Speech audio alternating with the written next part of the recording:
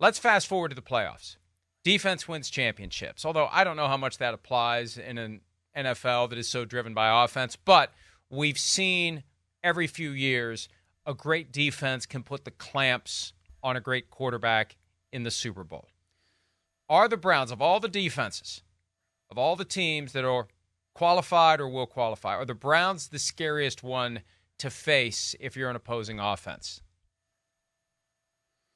I would say after Monday night, I would say the Ravens would be the scariest team for me. Now, they don't have the player on the edge that the Browns have, but they have some really good and very, very physical depth.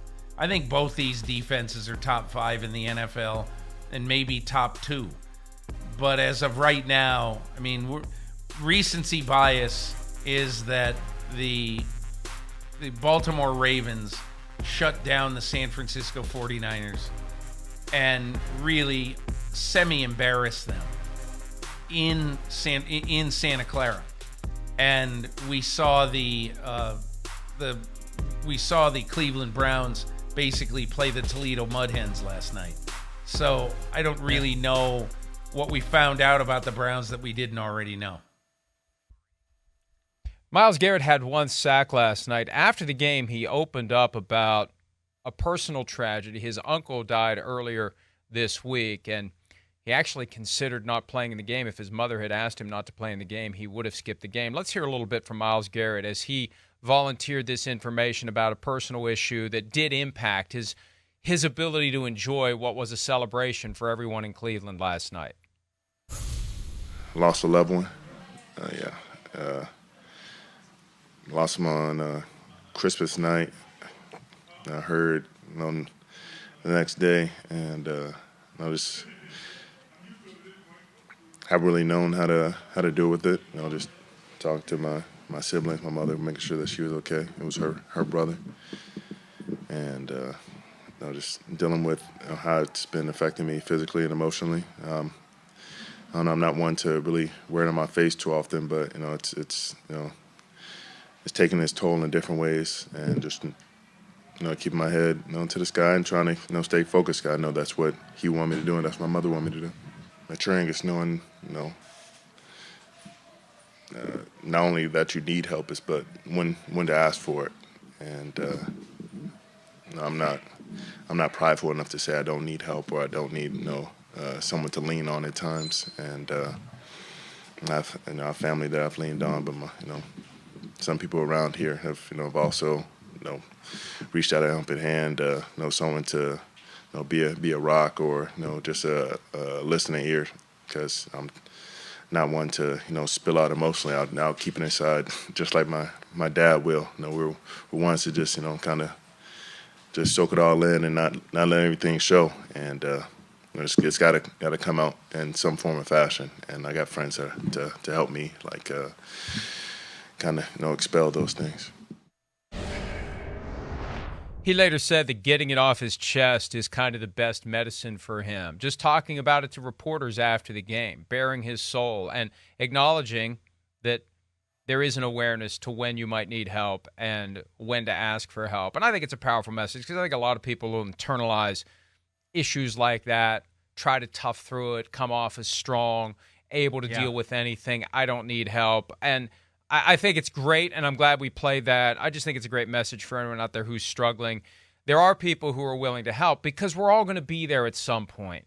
I think that, in an age where there are many reasons to look at humanity and be disappointed, I think when it comes down to that raw basic need, when someone has a requirement for help, more often than not, people are willing to help, because we all know it's going to be us one of these days that need the help. Yeah, and I think there's been more of a willingness now, Mike, to talk about things like that. I think it's good, and I think the more you talk about it, the more you send the message, particularly to young people, because both through the pandemic and through just the stresses of modern life and bullying and things like that, I think that it's good for people to see that even the icons have trouble mentally sometimes. Totally different story. But Kirk Herbstreit now is dealing with issues with his son, who was a football player at Ohio State, who may eventually need a heart transplant because of heart disease. And so he admitted, hey, I go on the road a lot. I need some help. And that's really the basis for bringing his dog with him on the road, is his emotional support.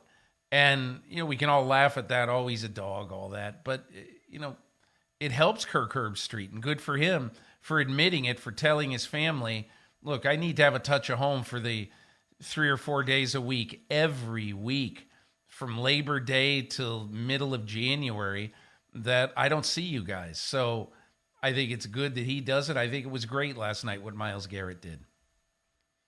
Yeah, absolutely. And we wish Myles Garrett and his family the best at this horrible time. And of all the time, there's never a good time for something like this, but around the holidays, it makes it even harder, I think, to process that when everyone else is happy and everyone else is moving on in the world. That's one of the things that's strange. When death touches your family in some way and you notice the rest of the world is just going on like nothing happened, that's just a weird reality of dealing with intense personal grief like that. So we wish him the best as he processes it. And we appreciate the fact that he was so candid about it, because I think it will help others.